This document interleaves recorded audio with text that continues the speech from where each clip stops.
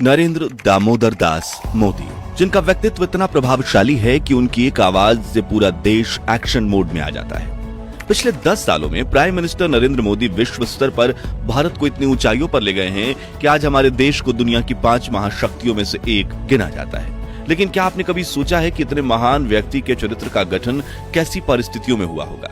नरेंद्र मोदी और अमित शाह की मुलाकात कैसे हुई थी? आपातकाल के खिलाफ आंदोलन के दौरान कैसे उन्होंने भेष बदलकर 2 सालों तक अहमदाबाद पुलिस की नाक में दम कर रखा था? और गुजरात के उस नवनिर्माण आंदोलन में 23 वर्षीय नरेंद्र मोदी की क्या भूमिका थी, जिसने केंद्र में मौजूद इंदिरा गांधी सरकार को हिलाकर रख दिया था?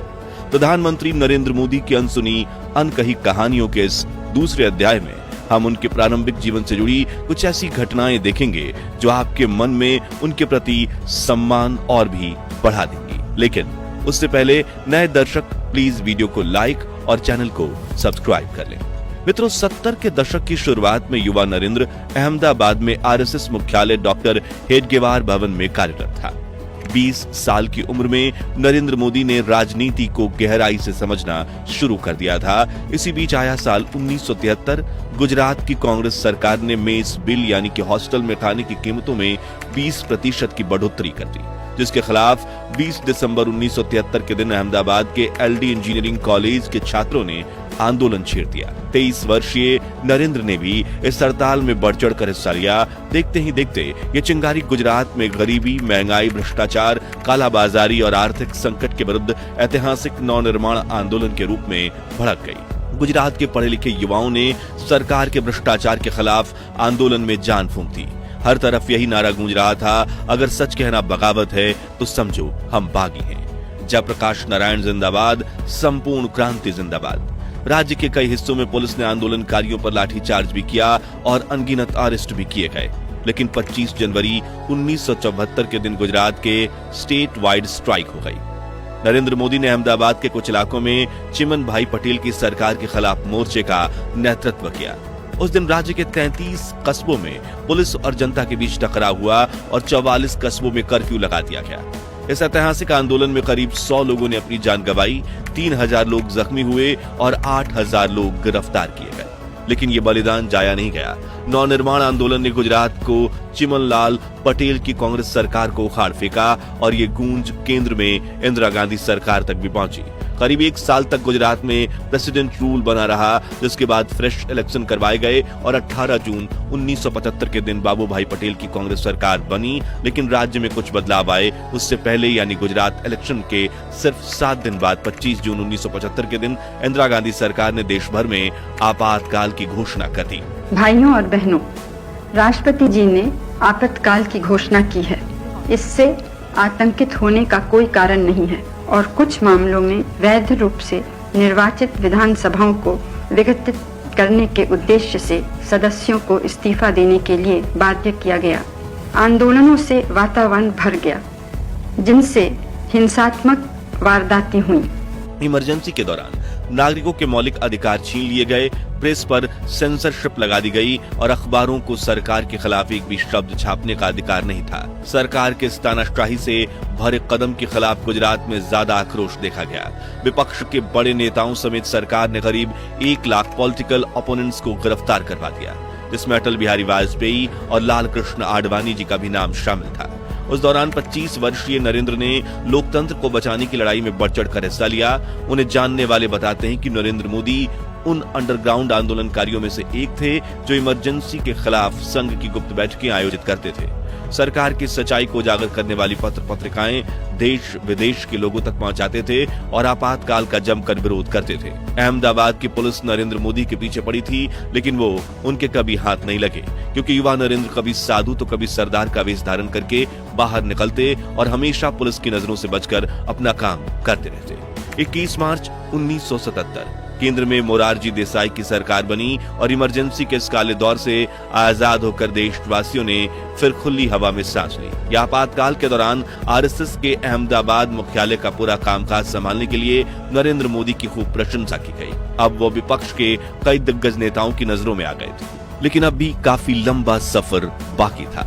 आप में से काफी कम लोग ये जानते होंगे कि प्रधानमंत्री नरेंद्र मोदी को लिखना काफी पसंद है और आपातकाल के दौरान उन्होंने संघर्ष मां गुजरात नाम से अपनी पहली कविता लिखी थी, जिसमें उन्होंने आपातकाल के दौरान गुजरात के लोगों को पहुंचने वाले कष्ट और परेशानियों का जिक्र किया था। इस किताब का लोकार्पण खुद गुजरात के मुख्यमंत्री बाबूभाई जसभाई पटेल ने किया। यह पुस्तक इतनी लोकप्रिय हुई कि इसका हिंदी अनुवाद आपातकाल में गुजरात में लॉन्च हुआ, जिसके देश भर में हजारों लोग पाठक बने। आपातकाल के खिलाफ आंदोलन में नरेंद्र मोदी की भूमिका को वकील साहब ने खूब सराहा। वकील साहब 27 साल के युवा नरेंद्र मोदी को अपना बेटा मानते थे और उन्होंने उसे आगे की पढ़ाई करने की सलाह दी, जिसे मानते हुए साल 1978 में नरेंद्र मोदी ने दिल्ली यूनिवर्सिटी से बीए किया। अगले कुछ सालों तक नरेंद्र मोदी ने आरएसएस के कार्यकर्ता के रूप में गरीबों और पीड़ितों की काफी मदद की, जैसे कि अगस्त 1979 में मोरबी गुजरात के लोगों ने जीते जी नर्क का अनुभव किया था। दरअसल 11 अगस्त के दिन मोरबी की मुच्चू नदी पर बना बांध तेज बारिश की वजह से टूट गया। फिर घंटों तेज बाढ़ आई और लाखों लोगों के घर उजड़ गए और 25,000 लोगों की जान चली गई और हजारों लोग मलबे के नीचे फंसे हुए थे। वकील साहब के कहने पर नरेंद्र मोदी ने मोरबी में आरएसएस के कार्यकर्ताओं के एक समूह की अगवानी की और राष्ट्रीय स्वयंसेवक संघ ने मोरबी के रेस्क्यू ऑपरेशन में काफी महत्वपूर्ण भूमिका निभाई। 6 अप्रैल 1980 जनसंघ के नेताओं ने भारतीय जनता पार्टी का गठन किया और अटल बिहारी वाजपेयी बने पार्टी के पहले प्रेसिडेंट। मैं भविष्यवाणी करने का साहस करता हूं, अंधेरा छटेगा, सूरज निकलेगा, कमल खिलेगा। इस नई पॉलिटिकल पार्टी का पहला अधिवेशन मुंबई में हुआ, जिसकी जड़ से तो नरेंद्र मोदी और आरएसएस का काफी गहरा नाता था। लेकिन शुरुआत में नरेंद्र मोदी ने पार्टी की सदस्यता नहीं ली थी, बल्कि वो अगले 5 सालों तक अहमदाबाद में आरएसएस के प्रचारक के रूप में काम करते रहे। इसी बीच साल 1982 में 18 वर्षीय नौजवान अमित शाह ने भी आरएसएस की छात्र इकाई अखिल भारतीय विद्यार्थी परिषद ज्वाइन किया। तभी संघ के ऑफिस में ही इन दोनों की औपचारिक मुलाकात हुई, जिसके बाद आरएसएस की शाखाओं से जुड़े कई कार्यक्रमों में इन दोनों की मुलाकात होने लगी। और यहाँ मजेदार बात यह थी कि नरेंद्र मोदी और अमित शाह दोनों की विचारधारा में काफी समानता थी और मोदी जी अमित शाह की सोच से काफी प्रभावित थे। इसी तरह जान पहचान धीरे धीरे गाढ़ी दोस्ती में बदलने लगी और 1986 आते आते ये दोनों जय वीरू की तरह सच्चे दोस्त बन गए। उसी साल 6 दिसंबर 1986 को आरएसएस के तत्कालीन सर संघ संचालक बाला साहब देवरस के निर्देश पर नरेंद्र मोदी को भारतीय जनता पार्टी में भेजा गया। पिछले 16 सालों से गुजरात में संघ के कार्य को विस्तार देने में खुद को समर्पित कर चुके नरेंद्र मोदी अब एक नई राह पर निकल चुके थे। इस बात से अनजान की यही राह उन्हें दुनिया के सबसे बड़े लोकतंत्र का नायक बनाने वाली है। हालांकि उस मुकाम तक पहुंचने के लिए युवक नरेंद्र को अभी भी 30 सालों का लंबा संघर्षपूर्ण रास्ता तय करना था। खैर, भारतीय जनता पार्टी ने नरेंद्र मोदी को संगठन महामंत्री के पद पर तैनात किया। उस वक्त नरेंद्र मोदी को एक राइट हैंड की जरूरत थी, जो गुजरात में भाजपा पार्टी को ताकतवर बनाने की रणनीति बनाने में उनकी सहायता करे। उन्होंने इसके लिए अमित शाह को चुना।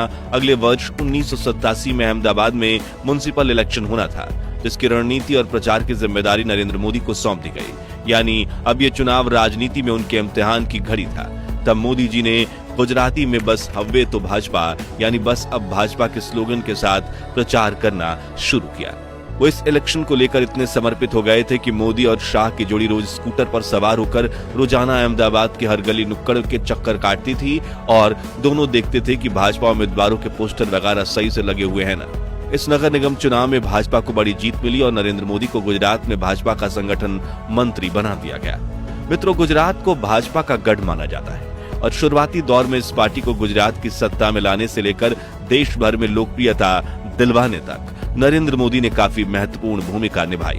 गुजरात में बीजेपी की जड़ें मजबूत करने के लिए नरेंद्र मोदी ने यात्रा की रणनीति का सहारा लिया था।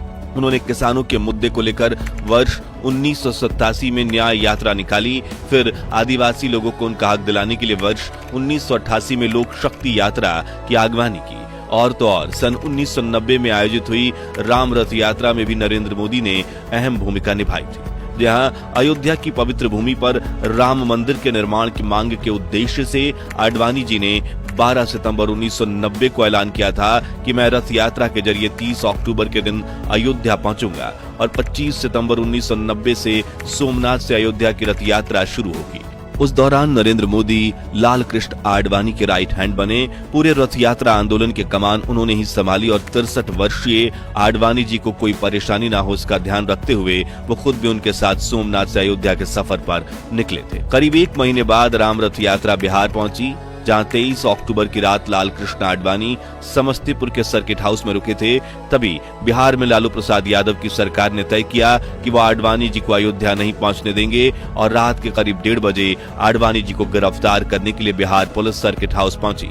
और 30 वर्ष पुरानी इस दुर्लभ फुटेज में आप देख सकते हैं कि मोदी जी लाल कृष्ण आडवाणी के बिल्कुल बगल में उनकी ढाल बनकर खड़े हैं, जिसके अगले साल नरेंद्र मोदी वरिष्ठ नेता मुरली मनोहर जोशी द्वारा निकाली गई एकता यात्रा का भी हिस्सा बने। लेकिन इतने वरिष्ठ नेता नरेंद्र मोदी पर भरोसा सिर्फ 1987 के अहमदाबाद नगर निगम चुनाव में हुई जीत की वजह से नहीं दिखा रहे थे, बल्कि साल 1989 में बोफोर्स घोटाले में साये में लोकसभा चुनाव हुए। गुजरात में जनता दल के साथ मिलकर भाजपा ने चुनाव लड़ा और नरेंद्र मोदी को अपनी कुशलता दिखाने का एक और मौका मिला। उन्होंने खूब जोर शोर से पार्टी का प्रचार किया और गठबंधन के तहत गुजरात में जिन 12 सीटों पर भाजपा चुनाव लड़ रही थी, सभी सीटों पर पार्टी की जीत हुई और नरेंद्र मोदी का सिक्का और जम गया। अगले साल 1990 में गुजरात में विधानसभा चुनाव हुए, जिसमें जनता दल ने 70 सीटें जीती और भाजपा ने 67 सीटें जीती, जबकि कांग्रेस, जिसने पिछले चुनाव में 149 सीटों पर जीत हासिल की थी, उन्हें इस बार सिर्फ 33 सीटें मिली। भाजपा ने जनता दल के साथ मिलकर सरकार बनाई। हालांकि उस टर्म में कांग्रेस को गुजरात की गद्दी पर 1 साल और 25 दिनों तक अपने चीफ मिनिस्टर को बिठाने का मौका मिला था, लेकिन उस चुनाव के बाद गुजरात में कांग्रेस का पत्ता साफ हो गया और तब से लेकर आज तक गुजरात में कभी भी कांग्रेस की सरकार नहीं बन पाई।